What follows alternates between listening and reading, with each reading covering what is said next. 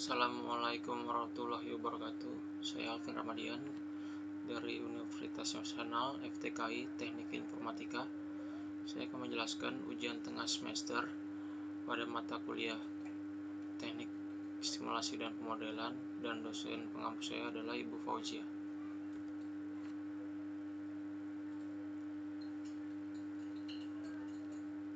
Berikut adalah soalnya. Yang pertama, berikan deskripsi tentang tujuan mempelajari simulasi, karakteristik sistem, tujuan model dalam simulasi. Yang kedua adalah menjelaskan bagan pada gambar yang ada. Yang ketiga, berikan deskripsi tentang jenis model yang digunakan dalam simulasi, simulasi menggunakan komputer, verifikasi dan validasi dalam proses simulasi. Dan yang keempat adalah menjelaskan bagan dengan model matematika di bawah seperti di gambar. Yang kelima, memberikan pendapat tentang analisis error dalam simulasi dan pemodelan. Yang kedua, keuntungan dan kerugian menggunakan model dalam simulasi. Berikut adalah jawaban saya pada nomor 1. Yang pertama, tujuan mempelajari simulasi. Diharapkan kita dapat mempelajari suatu sistem dengan memanfaatkan komputer untuk meniru atau to simulate perilaku sistem tersebut. Yang pertama, untuk latihan memecahkan masalah. Yang kedua, memberikan motivasi. Yang ketiga, menumbuhkan daya kreatif mahasiswa. Yang keempat, melatih mahasiswa untuk mengembangkan sikap toleransi. Yang kelima, untuk melatih keterampilan tertentu, baik yang bersifat profesional maupun bagi kehidupan sehari-hari. Yang keenam, untuk memperoleh pemahaman tentang suatu konsep atau prinsip. Yang ketujuh, meningkatkan keaktifan belajar dengan melibatkan mahasiswa dalam mempelajari situasi yang hampir serupa dengan kejadian sebenarnya. Yang B, karakteristik sistem. Yang pertama, sistem terdiri dari berbagai elemen yang membentuk satu kesatuan. Yang kedua, adanya interaksi saling ketergantungan dan kerjasama antar elemen. Yang ketiga, sebuah sistem ada untuk mencapai tujuan tertentu. Yang keempat, memiliki mekanisme atau transformasi. Yang kelima, memiliki lingkungan yang mengakibatkan dinamika sistem. Yang C, tujuan model dalam simulasi.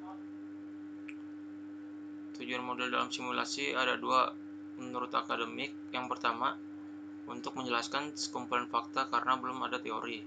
Yang kedua, untuk mencari konfirmasi bila telah ada teori. Secara manajerial, yang pertama, alat pengambilan keputusan. Yang kedua, proses belajar.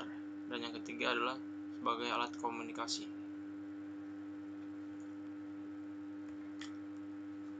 Inilah jawaban nomor 2, yaitu menjelaskan bagan yang tadi.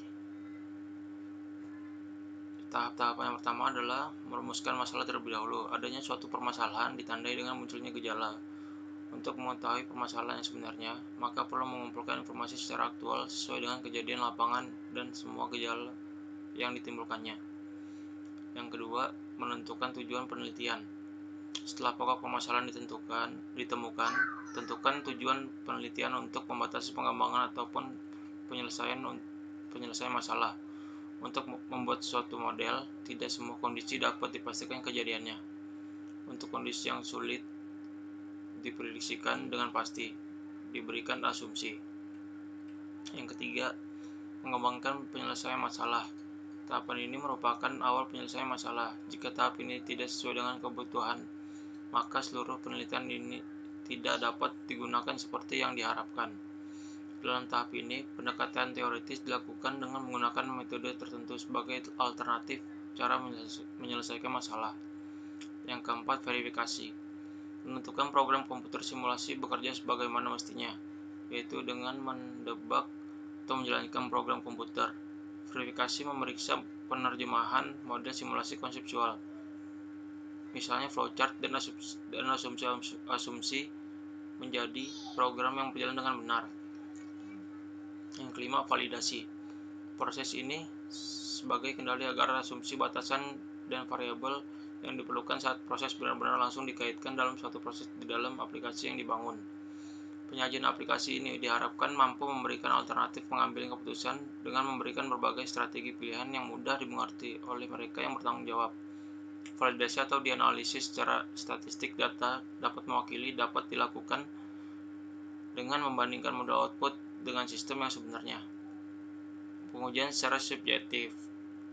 Yang pertama, dengan pakar menilai hasil output berdasarkan kemahiran dalam sistem dan pengalaman pengujian objektif. Yang kedua, menggunakan statistik. Dan yang ketiga, membandingkan data sebenarnya dengan hasil simulasi. Tahapan selanjutnya adalah yang keenam, implementasi dan hasil jawaban masalah.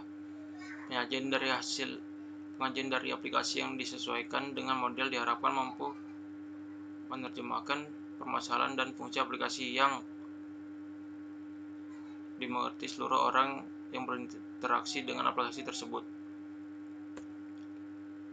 Berikut adalah penjelasan di nomor 3. Mendeskripsikan tentang A. Jenis model yang digunakan dalam simulasi. Model simulasi, statistik, dan dinamik. Model statistik adalah representasi sistem pada waktu tertentu. Waktu tidak berperan di sini. Model dinamik mempresentasikan sistem dalam perubahannya terhadap waktu. Model simulasi deterministik dan stokastik. Model deterministik tidak memiliki komponen probabilistik atau random. Model stokastik memiliki komponen input random dan menghasilkan output yang random pula. Model simulasi kontinu dan diskrit. Model kontinu, status berubah secara kontinu terhadap waktu, misalnya gerakan pesawat terbang. Model diskrit, status berubah secara instan pada titik waktu yang terpisah, misalnya jumlah customer di bank. Yang B, simulasi menggunakan komputer. Teknik yang pertama yaitu dalam mengembangkan model simulasi, tulis dan debug program komputer dalam bentuk modul atau subprogram. Teknik yang kedua, disarankan agar lebih dari satu orang membaca program komputer jika model simulasi yang dikembangkan besar. Penulis program itu sendiri mungkin tidak dapat memberikan kritik yang baik. Yang ketiga, jalankan simulasi dengan beberapa setting parameter input dan lihatlah apakah output masuk akal. Teknik yang keempat, melakukan TRS, di mana status sistem disimulasi, yaitu daftar event, variabel status, cacahan statistik, dan sebagainya, dicetak setelah masing-masing event terjadi dan dibandingkan dengan perhitungan manual untuk melihat apakah program bekerja sebagaimana mestinya. Yang kelima, jika mungkin, model harus dijalankan dengan asumsi-asumsi yang disederhanakan di mana karakteristik yang sebenarnya diketahui atau dapat dihitung dengan mudah. Teknik yang keenam, pada beberapa model simulasi akan sangat menolong jika ada animasi output simulasi yang dapat diteliti. Teknik yang ketujuh, dituliskan mean dan varian sampel untuk setiap distribusi probabilitas input simulasi dan dibandingkan dengan mean diinginkan, misalnya historical. Langkah ini menentukan apakah nilai-nilai output membangkitkan dengan benar dari distribusinya.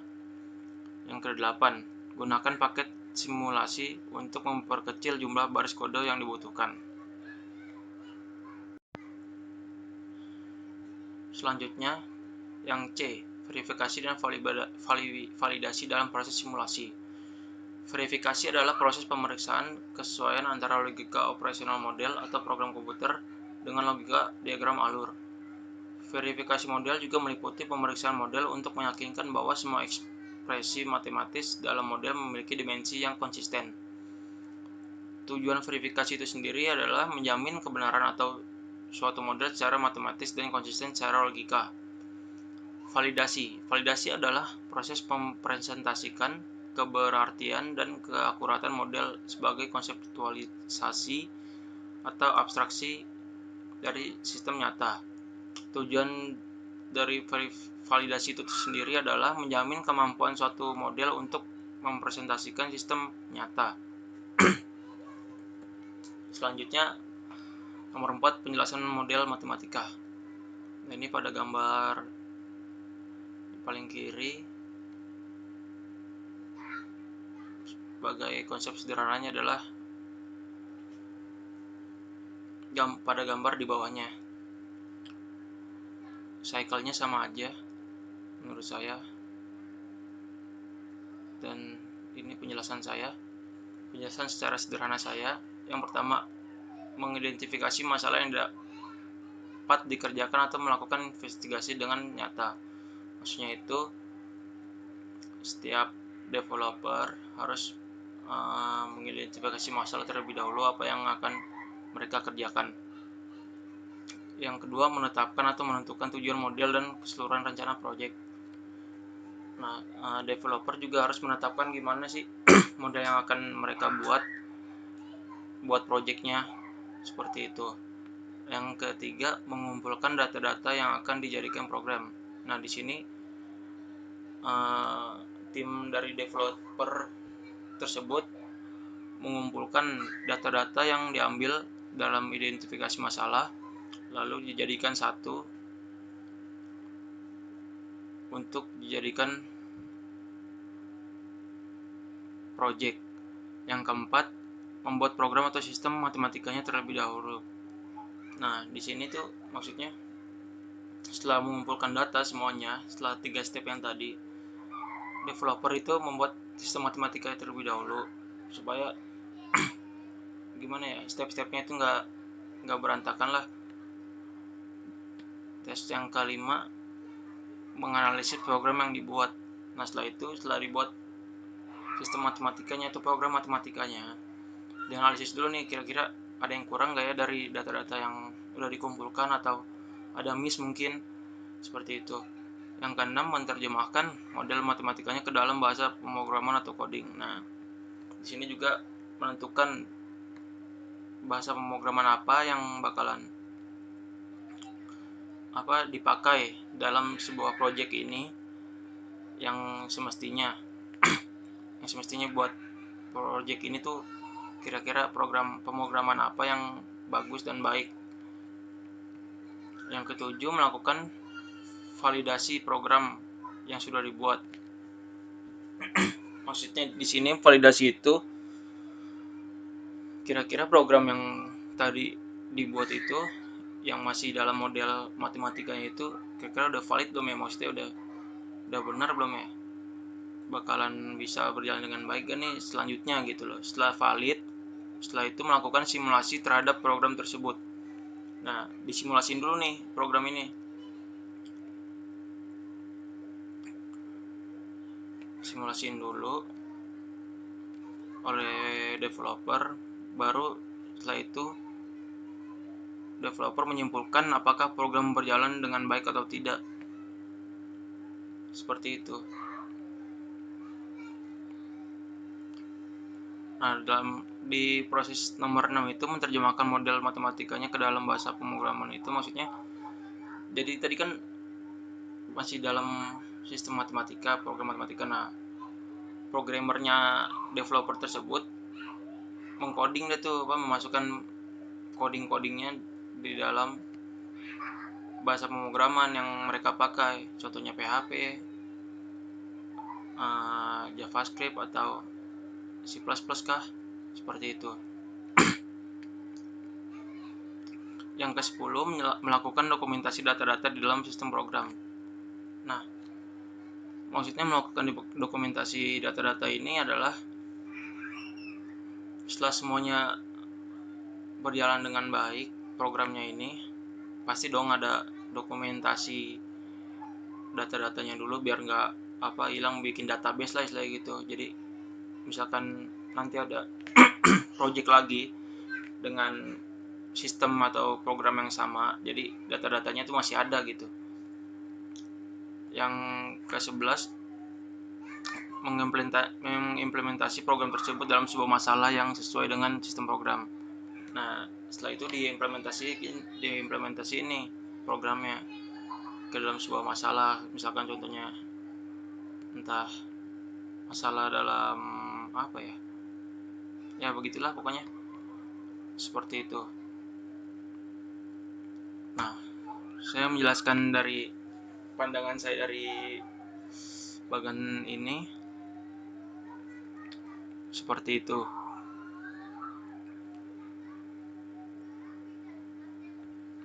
Selanjutnya nomor 5, pendapat tentang analisis error dalam simulasi dan pemodelan. Tujuan analisis error untuk menentukan akurasi yang diperlukan untuk mengestimasi data input.